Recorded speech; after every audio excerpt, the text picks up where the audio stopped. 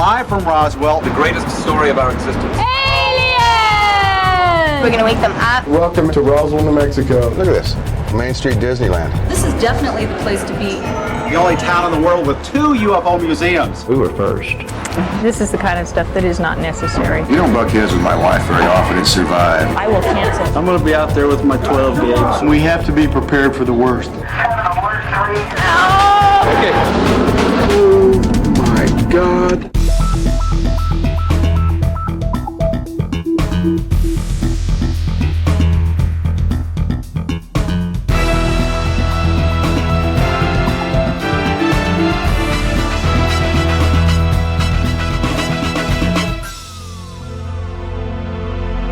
Previously on Eyewitness.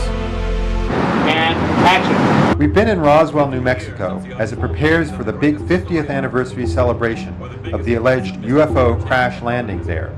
The press started arriving in droves. Coming up in a live report, we'll show you the fun, the facts, and the fiction. The event's organizers, Stan and Dion Crosby, got caught up in a whirlwind of controversy. If they drop the ball, not again. I won't work with them again. UFO museum owner John Price struggled to keep his museum alive. When I get 30 or 40 people a day through here and they claim they're getting 200-300 down there, yeah, they're drawing business away from me. How are you? Great.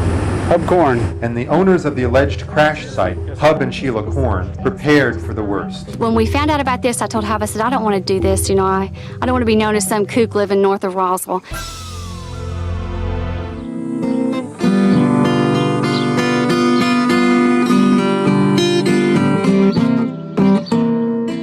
We initially got to know Hub as the promoter of this alleged crash site, but he's a working rancher, and the other day I had a chance to spend the morning with him and his family when they were all out there marking sheep.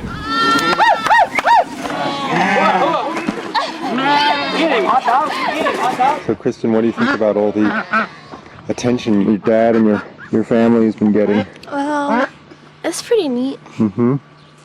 Well, it's neat to watch them on TV at night sometimes. And what do your friends at school think? They always tell me that I'm spoiled and stuff like that. Oh, why do they say that? Because I have the UFO thingy and all that. But, oh well. Are you planning on living the rest of your life here? Oh, yeah. Yeah, shoot, my grandpa, he's buried, my great-grandpa is buried back over here on the hill over here, and this is basically home. It's been home for our family since 1894.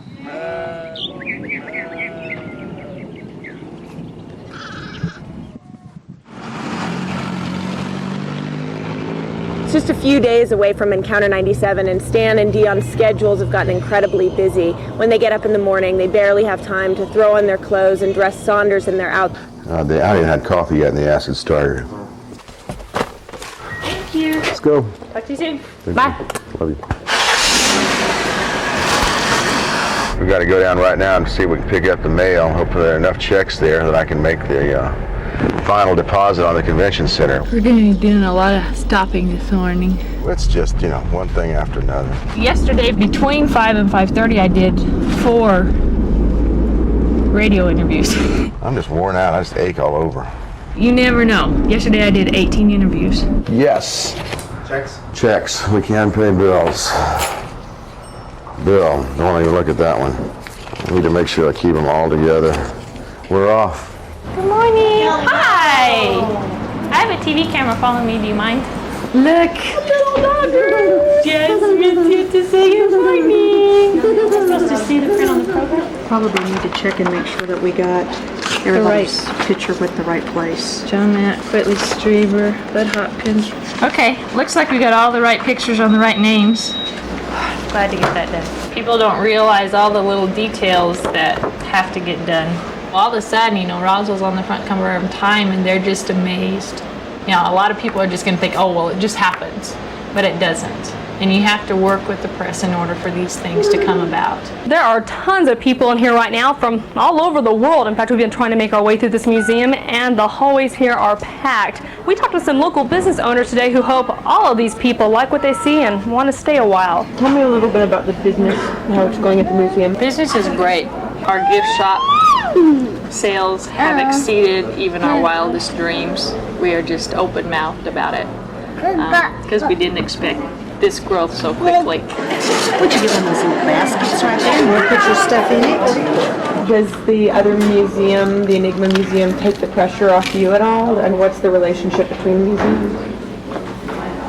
There is no relationship, period. They do their business and we do ours. The less time we have with John, the better it is for both museums. The rivalry between Roswell's two UFO museums is starting to get ugly. Yeah, I think it's a conspiracy to keep people away from us, and it always has been. I can't send everybody who comes through my door down to John's museum. I won't do it. Tensions are mounting for the crash site owners because so far nothing's going quite as planned. Everyone, I think, is kind of getting a little bit edgy, and it's really, really hot out here. And Roswell's community theater is starting to rehearse for an alien encounter of its very own. Oh my God, it's them! What do you see as the future of the UFO field? Ufology seems like it's going right back where it used to be, you know, in the tabloids. It's going to be one big commercial against another big commercial, fighting for the dollar. Once money becomes the issue, then nobody really cares anymore. So that's kind of what I see right now. This is just something that a guy brought by in a moldy cardboard box. You have any analysis with you that you've had done on it? They keep stealing it. In writing everything? The people that are analyzing it get a little piece and they go, oh, that's the real thing, and they put it in their pocket.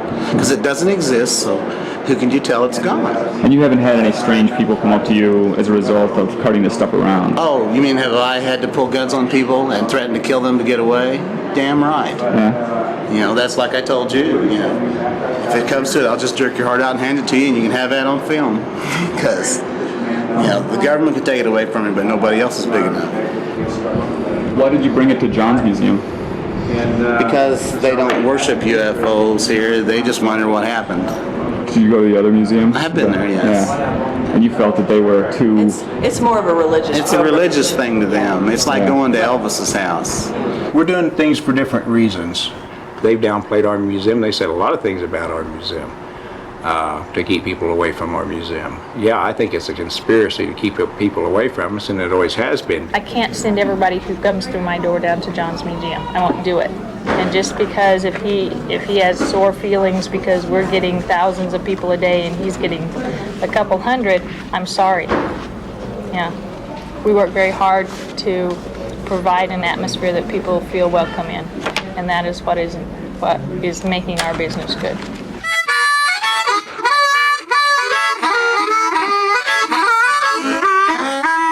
Roswell's on the western edge of the Bible Belt, and it's a very religious community. There you go. Thanks. There are some interesting parallels between religion and ufology. Entree!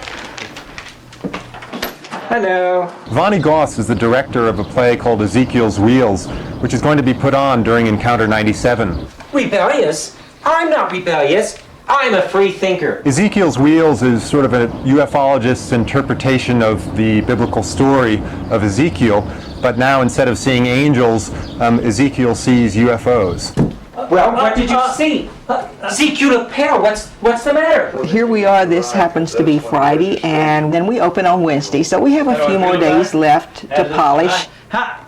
I want to know. I want to know how you know what I saw when you weren't there. What's going on here? You're beginning to confuse me, and I don't like that. I don't like it at all. The other cast, frankly, is much better on the lines. Much better. But this one has lots of energy, lots of strength, lots of power. And there's lightning and fire. Sometimes it's a little too strong.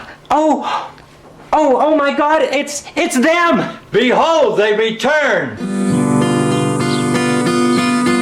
Today they're putting up the monuments in dedication to the memory of the aliens who lost their lives here.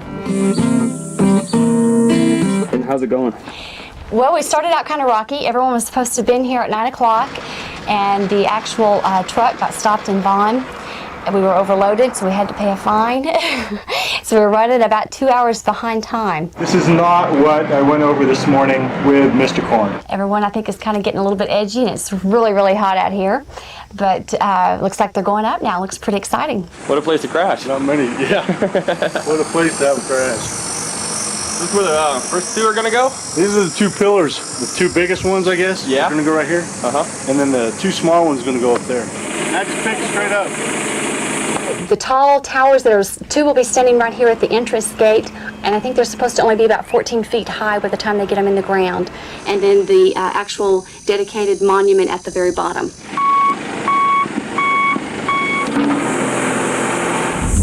We don't know who they were. We don't know why they came. We only know they changed our view of the universe. This universal sacred site is dedicated July 1997 to the beings who met their destinies near Roswell, New Mexico, July 1947.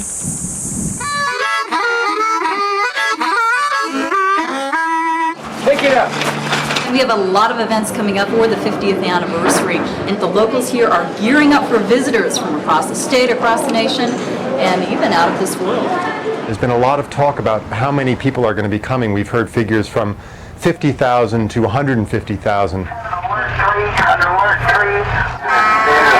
can't feel my leg. What happened there?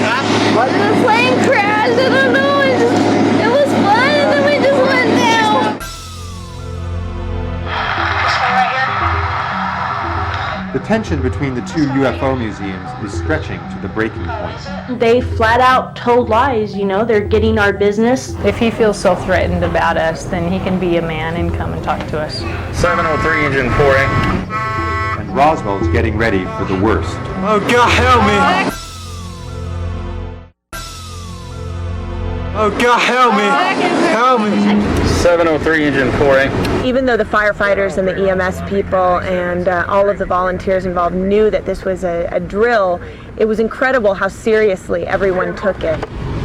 703, command to medic 1. How many serious injuries would you say there are in there?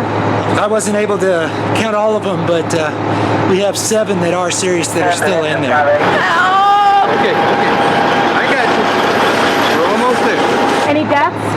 Yes, so far, but you'll have to see command about that. People are pretty concerned with what's going to happen to this small town. They expect to have hundreds of small private planes and press planes and passenger jets flying in, so they're really gearing up for it. Was this pretty realistic, do you think? This is very realistic. This is very good training. It really pushes to the limits of what our capabilities are. So you think this will really help if anything like this should happen in Roswell next couple weeks? Well, yeah, I think it will help a whole bunch, and there are a lot of things that probably weren't done right here today, and hopefully next time we won't have any problems.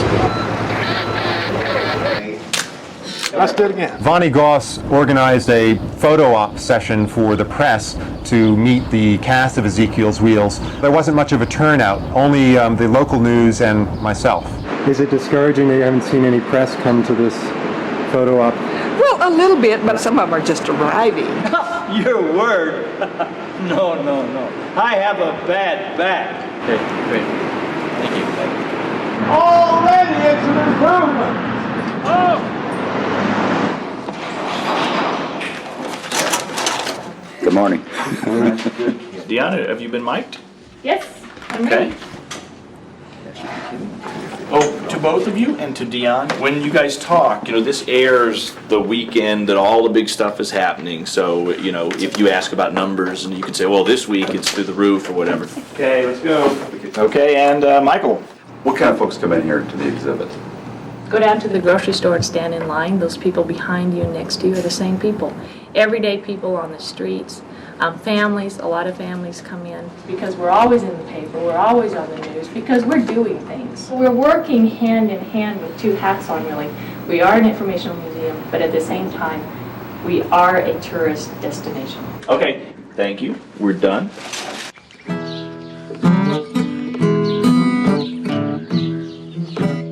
It was Father's Day, and John Price invited me to go with him to visit his father's grave. Honesty was very important to him. Many times since we've been involved in this, we could have jumped on a bandwagon and blown this way out of proportion. But I know my dad would be proud because we've always tried to follow the best leads, and we just wanted to find out what the real facts were here. My dad and my mom supported us in that, and they even put some money up for us to start that. So, I guess the thing I miss most about my dad's passing on is the fact that He and I could sit and talk for hours. You know, I'm the only son in the family, and we had a lot in common. And there's never anyone that you can talk to like you can your father, I guess. John told me that his museum's going to close after Encounter 97, and he's going to get out of the business. I miss the people. We meet some really nice people here. Met some of the best people coming to that's come from all over the world to the museum. So I'm definitely going to miss the people and the link to my research. You never know when you're going to get a call or a new first-hand witness. Well, okay, let me go see what I got in here.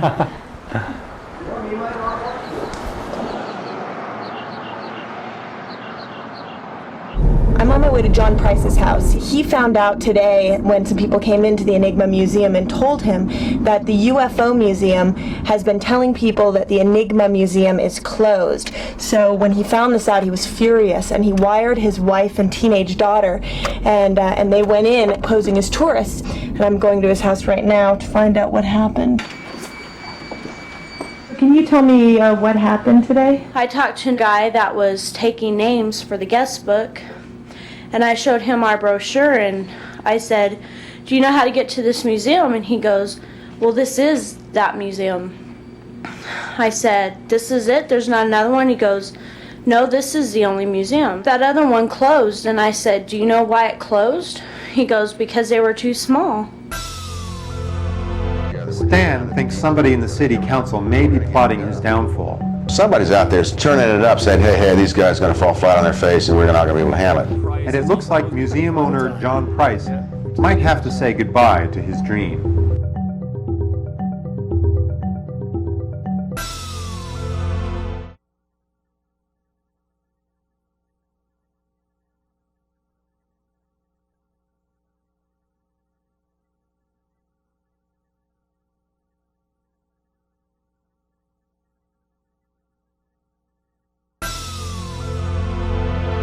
Do you have the tape with you now? Yes. Can you play it for me? Yeah. This one right here? Oh, is it? Oh, okay. Oh, did they? Do you know why they closed it? Oh, okay.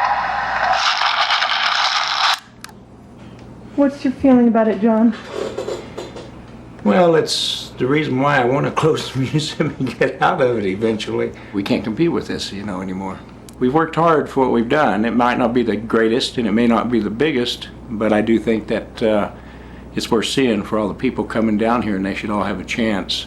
They flat out told lies, they're getting our business. They're not sending people out there, and I do know for a fact that when I get calls, when they ask for the other UFO museum, we give them the number, we give them the directions and how to get out there, and we put in a good word for them. They don't do any of that for us. Were you aware of what went on the other day when John came in and had his daughter wired? I heard about it later, and this is the kind of stuff that is not necessary. If he feels so threatened about us, then he can be a man and come and talk to us. But these little dirty tricks and underhanded schemes, we don't tolerate.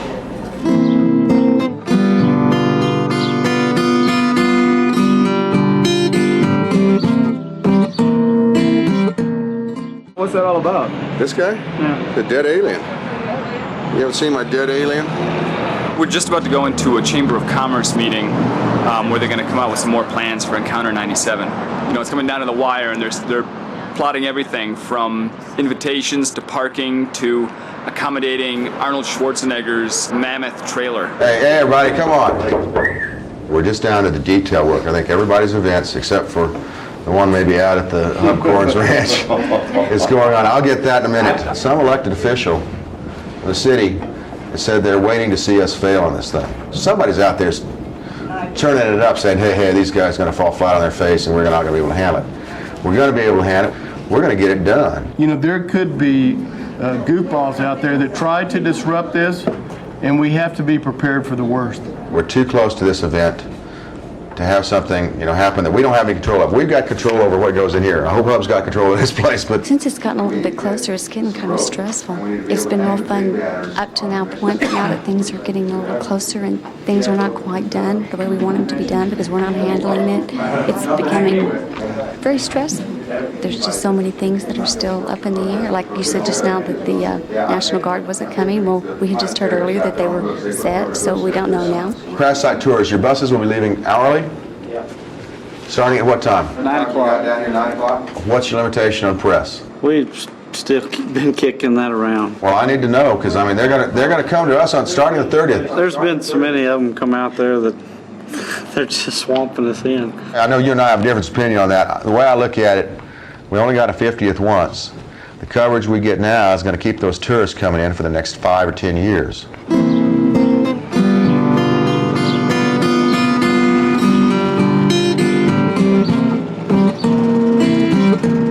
I spent some time with John Price as he closed his museum. It's been quite a time, You take care of yourself, buddy. Okay, y'all too. Bye-bye.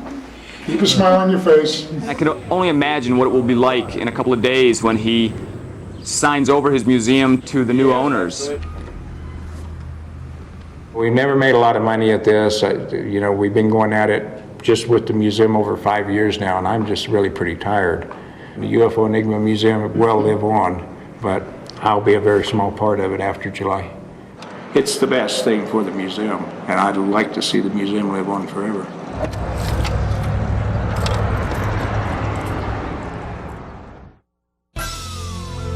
Next time on Eyewitness. With Encounter 97 quickly approaching, the whole town is holding its breath. A lot of people in Roswell are waiting for this to blow up. The curtain is about to rise on Ezekiel's wheels. And no one's quite sure what the world will see.